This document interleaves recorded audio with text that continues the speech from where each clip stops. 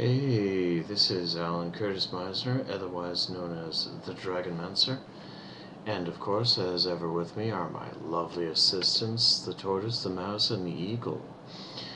Now, one of the things I've found that's kind of nice is this little story that reflects attitude and happiness.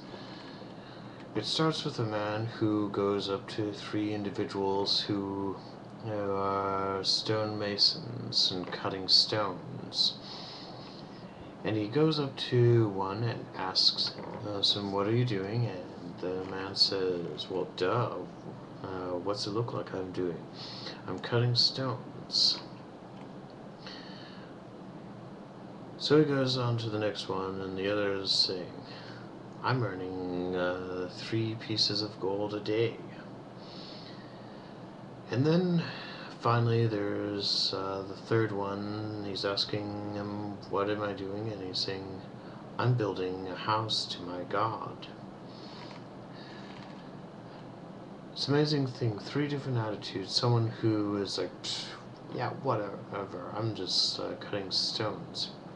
Sure, maybe he can be considered happy as long as he has something to do. And then there's the other who, as long as he earns lots of money, and he can be happy, but is guaranteed to pass up actually, let me correct myself. Guaranteed not to pass up the opportunity to earn 6 gold pieces a day, or even for that matter, 3 gold pieces an hour. But then there's the one who is said, "I'm building a house for God." Now that's one who is really, really happy. See, the other two, they're happy as long as they have something to do or they have some money.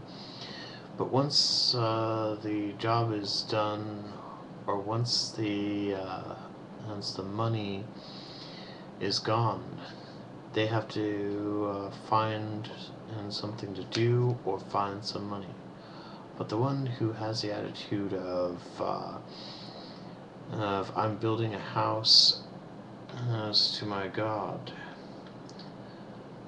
he's the happiest one in the long run. Will he have moments in which he'll be frustrated? Yeah, he will. Will he have moments when he is perturbed? Sure, absolutely. But his happiness, oh yeah, I almost forgot. Will he have moments in which he is frustrated or angry? Of course. Of course he's going to have these moments. He's going to have bad days, because everyone has bad days. That's what is talked about in the parable that Jesus Christ tells, where there is a wise man who builds his house upon the sand.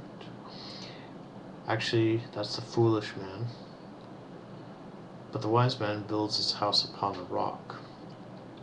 Now, the one thing that is not noticed by a great many is what does the house that is built upon the rock have in common with the house that was built upon the sand. They have this in common. Both are still hit by the wind and still hit by the rain. That's what they have in common. The difference is that the house that was built upon the rock has a very firm foundation. They had a little bit of difficulty in laying the foundation, but still, his foundation was strong. Whereas the one who built sand, he had a much easier time getting the foundation dug than the one who built his house upon the rock. But once the rains came, he couldn't handle it. The rains and the wind represent difficult times, of which, yes, even if you choose to follow Jesus Christ, or even for some, even if you choose to follow Buddha or Thor, perhaps, even if you choose to follow them, yeah, you're still going to have hard times. You're still going to have difficulties. But it's okay. You'll be able to, building your house upon the rock will see you through.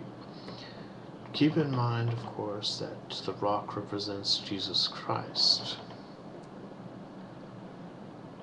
Like I said, it will not keep you if the rains and the wind from coming.